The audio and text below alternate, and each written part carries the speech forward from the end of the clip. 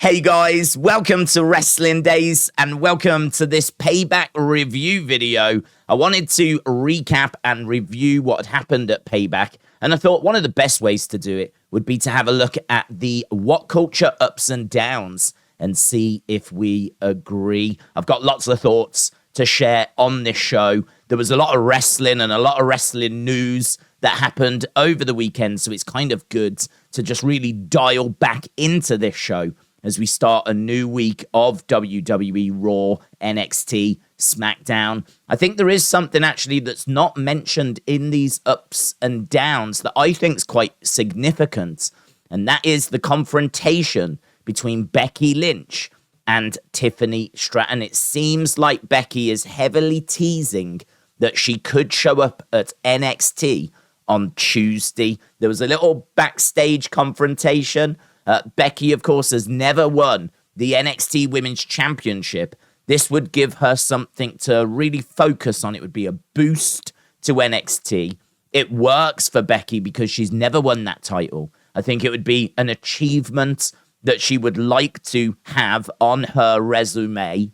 So it makes sense all round. I'm going to let you know that I thought this show was around about a 6 out of 10, and the What Culture have come out with ups and downs. I think they gave it like 6 ups and 2 downs. So it sort of feels like, just judging by the ups and the downs, sort of feels like they're around the same score as well. So obviously we're not going to be agreeing on everything. I'm just going to give you my thoughts. Feel free to put your thoughts down in the comments below, and let's get started with the first down. And I do agree with this.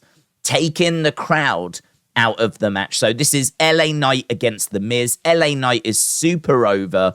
The Miz is a good, credible opponent, very good talker. The build for this had been fun. I think they sabotaged this match, not on purpose, but I think WWE inadvertently sabotaged this match by having John Cena be the guest referee. I think John Cena gets in the way. I think they wanted John in this match because they wanted something for him to do. And I think the thought process was that John being involved here would make this a bigger match. But actually, all that happens is that John Cena distracts from the action. He gets involved too much, where there's a lot of arguing about, John kind of not counting quick enough, or a few moments where they look like they might accidentally bump into John. And for some reason, John seems really angry that someone might accidentally bump into him. Like he was ready to throw down. And so for me, like, John Cena just massively distracts. Then we've got our last down, and I can't believe this is the only last down, but it's Austin Theory in need of a reboot. I completely agree. I would go as far as to say this was the worst match. Austin Theory against Rey Mysterio. There was just nothing to it. I don't even remember it, right? And I've watched the show twice.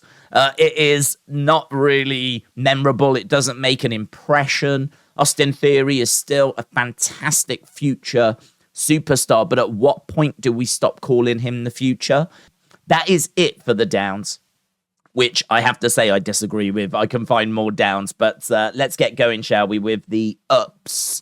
So Stark gets a little bit of shine. I really like this. So obviously the relationship between Zoey Stark and Trish Stratus is over, seemingly. The match ended, the first match, the cage match, and these two end up coming to blows. I think that Zoey Stark is ready to move away. I think that's fine. I don't think it's too soon or anything like that. I think that she got a little run. She got a summer with Trish, and she is undoubtedly a bigger star now than she was before. Whether she's strong enough to stand on her own 2 feet, cut her own promos, do all that kind of stuff, we're going to have to wait and see. But I don't know that I would call this an up. I would just say it was something that happened. Next, we've got Cena endorses LA Knight. I have to disagree with this. I didn't see this as him endorsing LA Knight. These two were actually arguing in the entranceway. LA Knight was saying that you almost cost me that match. John Cena was like, well, you still won, just accept the win and move on. And to kind of end the bickering, John Cena raised LA Knight's hand so the crowd would cheer and the segment would end. If this was an endorsement It was the weakest endorsement I have ever seen, to the point where I did not even take it as an endorsement. They could have done so much more here, you know. The Miz could have started attacking John Cena. LA Knight could have made the save. Cena could have properly thanked him. And then he could have raised his hand and gone, this is the guy.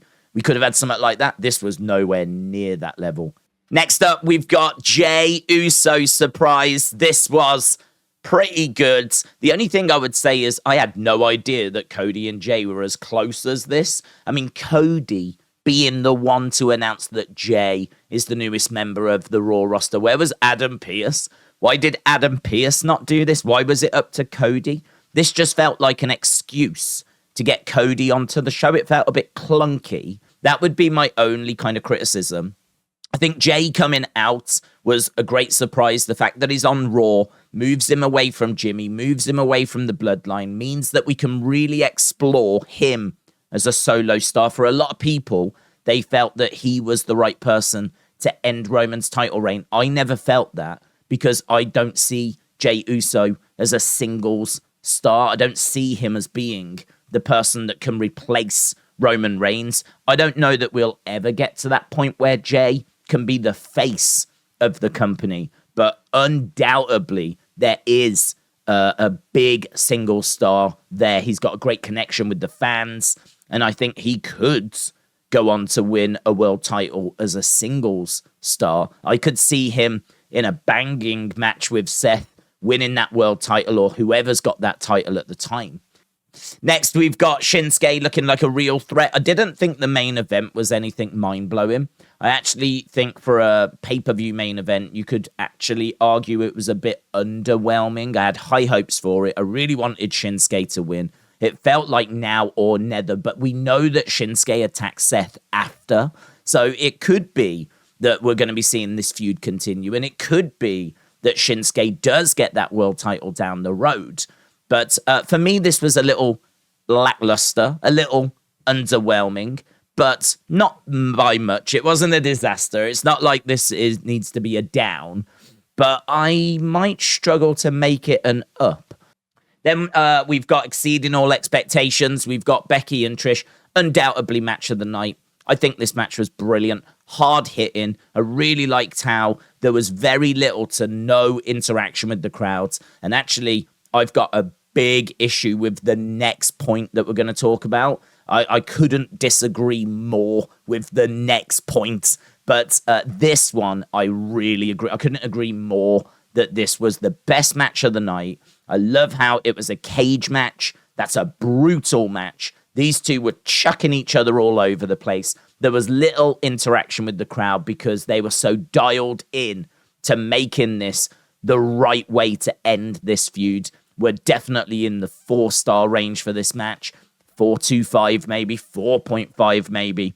I certainly don't think it was a 5-star match, but that kind of range for me is where I was at. And the reason why I so disagree with this next point is because of what this match showed. This was a brutal match. It was a cage match. It was hard-hitting. It was serious. And it did the right things that it needed to do. This next match did not. This next match for me was so frustrating.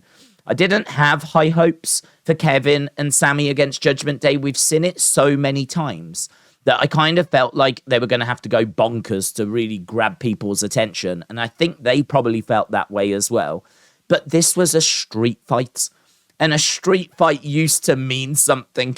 It used to mean that we can't just do a normal match. We've got to go to the next level. We've got to go extreme, right? I know that you can get those comedy Christmas Miracle on 34th Street fights where we use presents and all that stuff. It's Christmas. You know what you're getting from that. This street fight, I just felt needed to be hard-hitting. It needed to be what Becky and Trish was, but just without the cage. And what we were getting here was just comedy spots. We were getting comedy moments. Yes, there was some brutal spots. Some of those spots I don't think went to plan and actually didn't make me pop in the right way. They made me feel uncomfortable.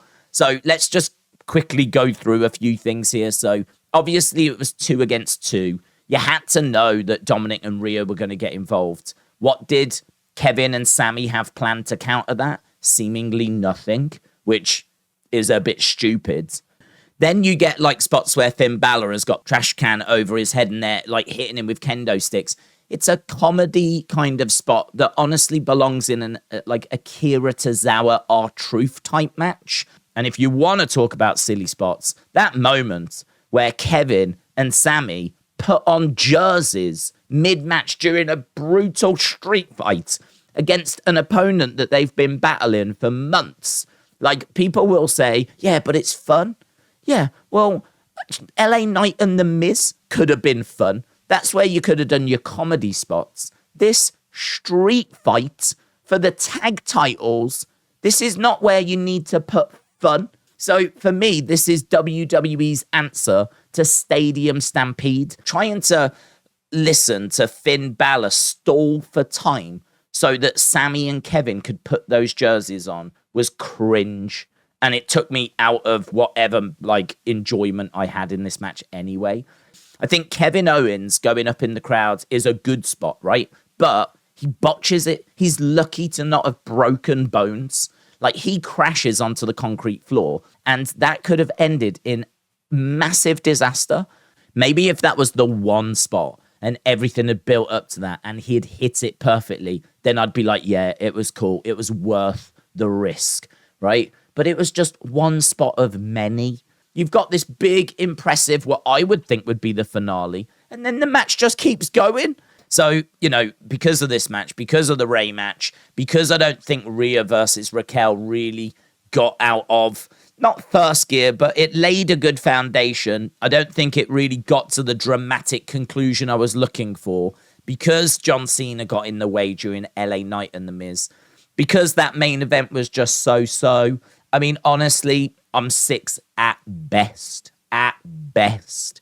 There have been some really good shows from WWE this year, and there will continue to be great shows from WWE this year.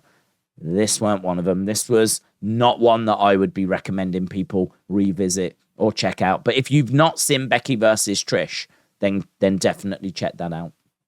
So there we go. That is my breakdown of WWE Payback. Let me know what matches you enjoyed and your thoughts of the show down below.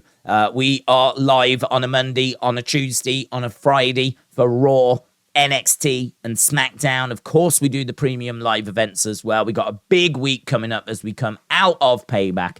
There'll be plenty of stuff for us to get our teeth into. So, yeah, hopefully you can stop by and join us and share your thoughts. And hopefully I'll see you again next time. Bye for now.